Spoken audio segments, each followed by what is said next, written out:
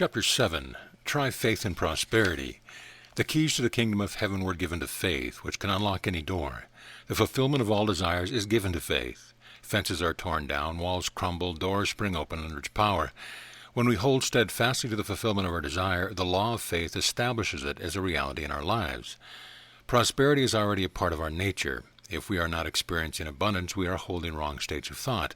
We are, so to speak, standing in our own light. Our faith is working against our best interest instead of for them. God does not withhold anything from us, but we withhold good from ourselves through our lack of awareness and understanding. Do you see why it is necessary to change your point of view? As God's sons, we are entitled to all that God has. It may take time to get this realization, but we must work on it until it comes. Read the words of the prophet Haggai. The silver is mine, and the gold is mine, saith Jehovah of hosts. Everything in the world belongs to God and is held by Him until we claim our oneness with Him. When we are wrestling with financial difficulties, it is hard for us to accept the fact that we have to get onto the spiritual basis and change our perspective. Robert Browning said, "Truth is within ourselves. It takes no rise from outward things, whatever you may believe. There is an inmost center in us all, where truth abides in fullness, and to know rather consists in opening a way out, whence the imprisoned splendor may escape, thus in effecting entry for light supposed to be without. The place to appropriate divine substance is within the consciousness. Our lack of faith, awareness, and understanding is the only obstacle that can restrict or prevent its expression. There is no limit to divine substance, but the limit we place upon it in our thoughts and beliefs. It flows through us in our affairs according to the degree and our acceptance of it. The capacity of our faith is determined by the quality of our thinking. Faith is a state of quality of mind which may be used for good or ill, for success or failure, for prosperity or poverty. Used negatively or against our best interest, it becomes fear, or as we say in metaphysics, faith in evil. Every decision we make and everything we do are acts of faith. We have at this moment all the faith there is. Our responsibility is to choose how it shall be used. Rich is he who uses it in the right way. Positive faith is the belief that we have the power through God to accomplish all things. It brings more of everything good to those who cultivate it. It is a mighty magnet that draws from mind's substance the fulfillment of every right desire. By faith Enoch was translated that he should not see death. By faith Noah prepared an ark to the saving of his house. By faith Abraham, when he was tried, offered up Isaac. By faith Moses, when he was born, was hid 3 months, and his parents. By faith the walls of Jericho fell down. And what shall I say more? For the time would fail me if I tell of Gideon, of Barak, and of Samson, and of Jephthah, of David also, and Samuel, and of the prophets, who through faith subdued kingdoms, wrought righteousness, obtained promises, stopped the mouth of lions, quenched the violence of fire, escaped the edge of the sword, out of weakness were made strong, waxed valiant in fight, turned to fight the armies of aliens." Jesus understood the negative and positive aspects of faith. He said, "Whosoever shall not doubt in his heart, but shall believe that those things which he saith shall come to pass, he shall have whatsoever he saith." When a man thinketh within himself, "I never get any breaks, everyone takes advantage of me, I was born under an unlucky star, nobody wants me, I'm a misfit, I never get any opportunities," and believes that what he says is true, these conditions will certainly exist in his life until he changes his belief. Stop right now and ask yourself how you've been using your faith. Think for a moment about your thoughts, beliefs, attitudes, and conversation. Have you been representative of what you would like to see materialize in your life? Have you given evidence of your awareness of the source of supply? Since faith plays such a vital part in all creative activities, we must make sure that our faith is positive. The poor man does not need more faith, but needs to redirect the faith he has now. Many men have dreamed dreams and imagined wonderful things who lack the faith to bring them into being. The dreamer has his place in the scheme of things, but dreams without faith are futile. Possibilities become tangible only through faith. Man may have great plans, but without faith in his ability to put the plans into operation, the plans die. James Freeman Clarke once said, "All the strength and force of man comes from his faith in things unseen. He who believes is strong. He who doubts is weak. Strong convictions precede great actions. The man strongly possessed of an idea is the master of all who are uncertain or wavering. Clean, deep, living conviction rule the world." Once we have perceived God as our supply and have convinced the personal self that this is true, prosperity will come as naturally as the rising of the sun. When Jesus said, "Whatsoever things ye desire, when ye pray, believe that ye have received them, and ye shall have them," he was telling us that there is no space between the idea of good and the consciousness that supplies it, because the idea is in mind. In demonstrating prosperity, we are dealing with ideas and not money. Vivian May Williams said, "God has nothing to give you but ideas, but these ideas are your sustenance and support, for you are a spiritual mental being, and therefore nothing can nourish you but ideas. Since you are mind and not body, the consciousness of an idea is equivalent to receiving the thing itself, for all God's ideas are things in reality." We speak of mind as the only actor in the universe, but we know that it acts on ideas, and ideas are crystallized and clarified through words. Holding the right words is mind until they form a consciousness of themselves, gradually develops a subjective conviction that enables one to say, "All things that the Father hath are mine."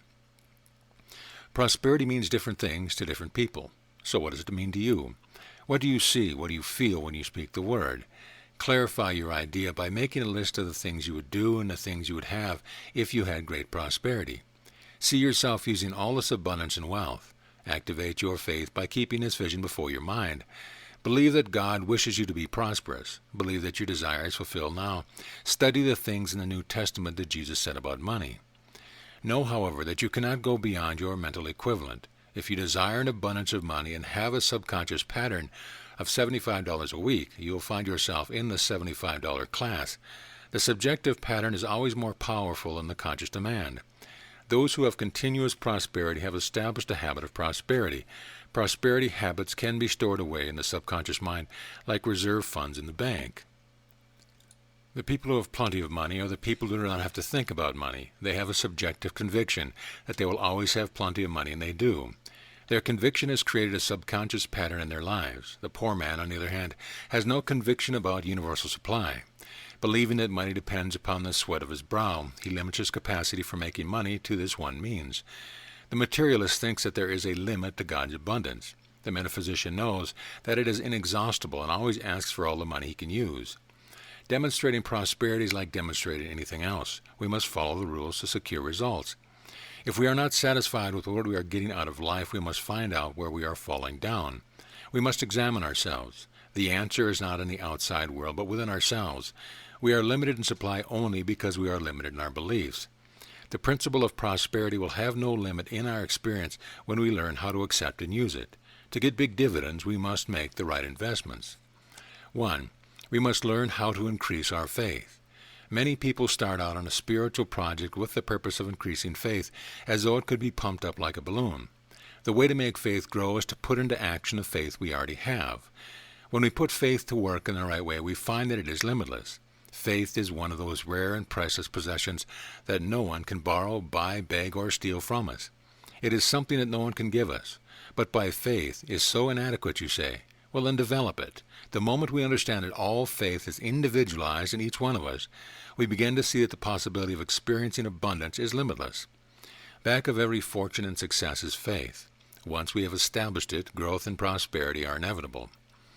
2. We must see money for what it is. Money is only the symbol of our ability to express beauty and order and comfort in our lives.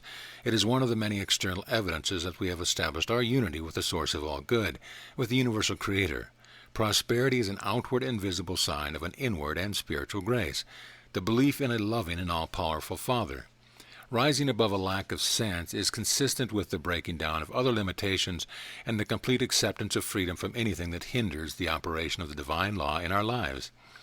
If we think of prosperity in terms of dollars, we have an erroneous concept. Money is a basic part of our economic system, but dollars are merely the medium through which supply comes. If there were no money, there would still be bread, beans, eggs, cattle, automobiles, houses, and land. The medium is not important. If we have the consciousness of prosperity, we shall have lots of bread, beans, eggs, houses, dollars, or whatever the medium of exchange happens to be. When we realize that our consciousness is the substance of all form, we shall no longer depend upon material dollars, but upon spiritual ideals. The reality of money is not in dollars, but in consciousness. Jesus' statement, "Whosoever will lose his life for my sake shall find it," applies to money, too. He who loses the false sense of material dollars will find plenty of dollars. Many persons think that money comes only from time spent at labor. But there are many business executives and others who do very little work and yet draw huge salaries. They take vacations 2 or 3 times a year and do pretty much as they please. Do these men draw tremendous salaries because of the numbers of hours they work? Well, by no means. They are convinced that they are worth that much, and they get it. Money is a spiritual thing. Otherwise, Jesus would not have taught us to pray, "Thy kingdom come, thy will be done on earth." The truth is that Jesus said more about money than he did about heaven. Indeed, it is one of the mediums through which God's purposes are worked out. Jesus never condemned riches as such, nor condemned any man because he was rich. There are still people who believe that money is evil, but they go right on working for it and using it. The evil, you see, is in their belief, or in the unworthy ends to which money is often put, and not in the money itself. Just as good circulation is necessary for the health of the body, so good circulation is necessary to prosperity, in our bank accounts, pocketbooks, and our mental attitude toward money. How then shall we increase the circulation of money in our affairs? By loving money for the good we can do with it. What we love increases. When we think of money as the means God uses to maintain a circulation in our affairs, our supply will increase. Let us be careful, however, about hoarding money or damming it up. The moment we fence it in, we violate one of the basic laws of prosperity. David sang, "The earth is the Lord's, and the fullness thereof, the world and they that dwell therein." Think of that for a few minutes, and you will see that we do not own anything, not even our lives. We are only stewards of money, holding on to it for a brief moment, and then giving an account as how it is to be used. Do you remember what Jesus said to the man who thought he owned all the stuff he had acquired? "Thou fool, this night thy soul shall be required of thee. Then whose shall these things be, which thou hast provided?" The answer to this question is in the free-for-all which so often follows the reading of a will or settlement of an estate. How proudly some people boast of the possessions they have amassed. They act as though they are going to live on this earth forever. It never occurs to them that all they have to do is pass into some other's hands. Perhaps we should remind ourselves at least once a day that our business is God's business, and that our money is God's money. What a difference it would make in our income if we could get a sense of God in our job, profession, or business. If we could write over every farmhouse, doctor's office, mercantile company, law firm, courthouse, dry goods store, hospital, and mill God's business. If every owner or worker would say, "I am in business with God." When we bring God into our business, it becomes God's business. We claim to have but one God, yet our conduct, conversation, behavior often proclaim many gods. Whatever we ascribe power to becomes a god to us. We should remember this when we are tempted to give power to depression, limitation, unemployment, and hard things. The secret of the enduring prosperity is not only to attune ourselves to the divine source, but to acknowledge it constantly in gratitude and faith, leaving it to God to create the channels through which the streams of abundance flow into our lives. The ability to attract money is as much a spiritual gift as the ability to translate the Bible. 3. We must realize the reciprocal relationship of giving and getting. Some years ago, an astonishing article in one of the great newspapers of Detroit told of a number of persons who had gained great wealth because the farms which had belonged to their parents or grandparents had become valuable subdivision property which had yielded them fortunes. Then it is told of what happened to a great number of these people. One tragedy after another had resulted directly from the unwise use of the money. Gross immorality, divorce, crime, and insanity had entered into the lives of many of those who had come into possession of large wealth, for which they had rendered no corresponding servants to the world. Roger Babson said, "If things are not going well with you, begin your effort at correcting the situation by carefully examining the service you are rendering, and especially the spirit in which you are rendering it. This is particularly good advice for one seeking to demonstrate prosperity. It doesn't make any difference what kind of service you may be giving, tailoring, dressmaking, typing, bookkeeping, servicing cars, or preaching sermons. The important thing is the spirit in which it is rendered.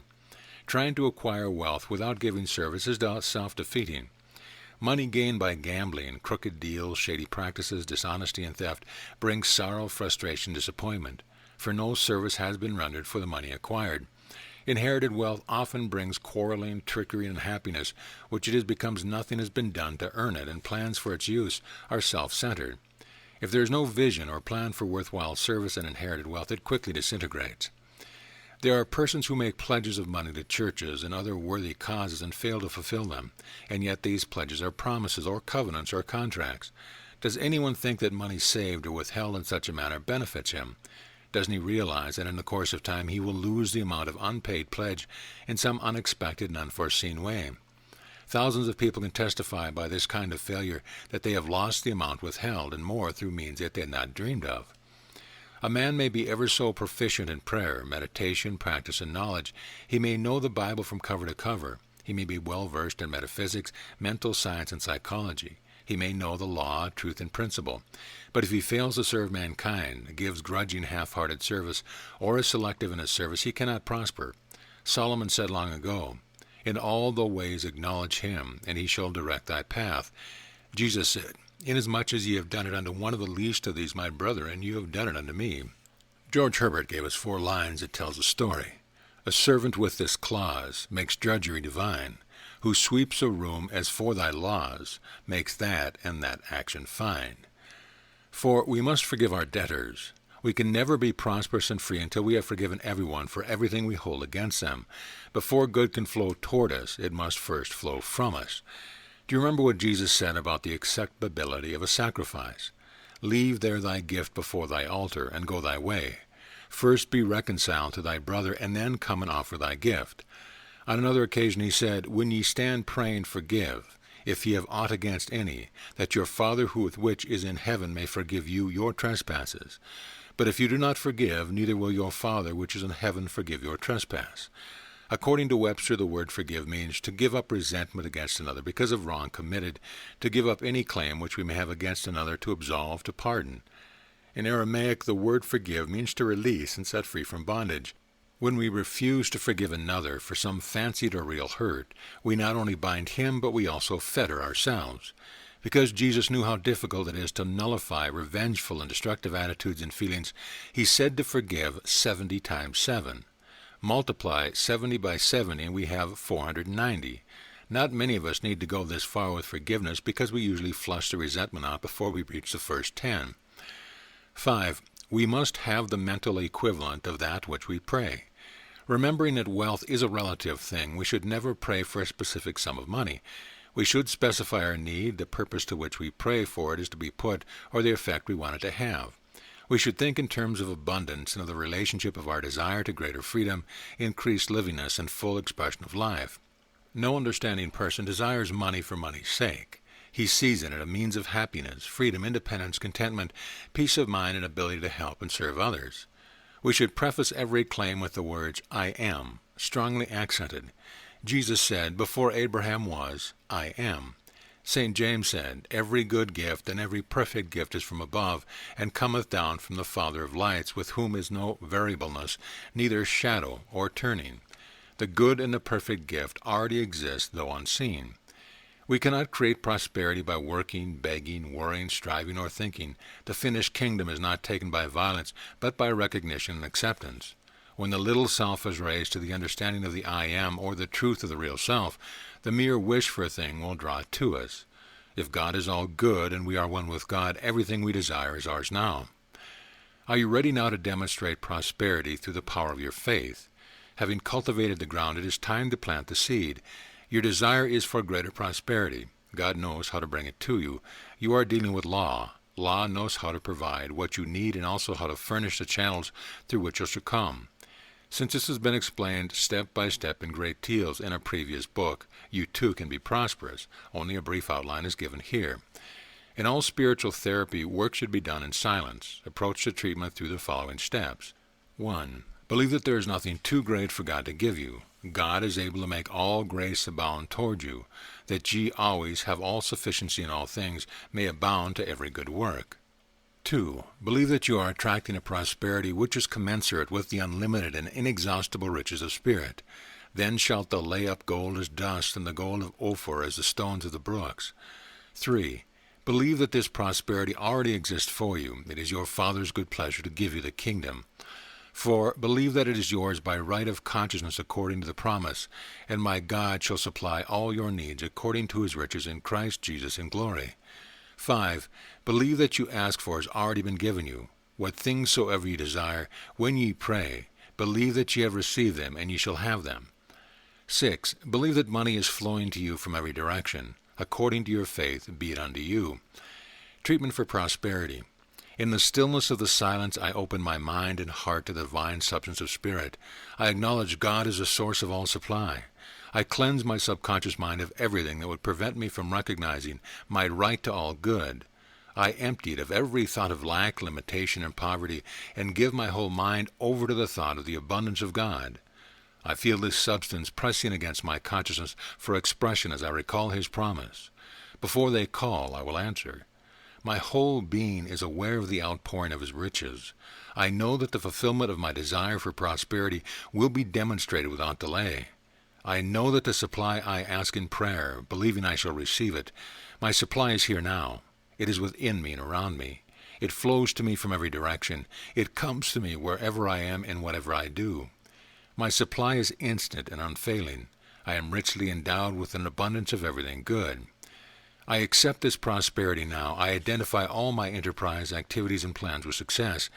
I think according to principle and accept abundance in every form. Whatever I need is wherever I am. I no longer see lack, limitation, or poverty. I claim the all-sufficiency of God. I am one with God and His wealth. Wealth fills my purse, my bank accounts, my life, my home, my business, and my world. I use the money I have wisely, release it in faith, and know that it will return to me, pressed down, shaken together, and running over.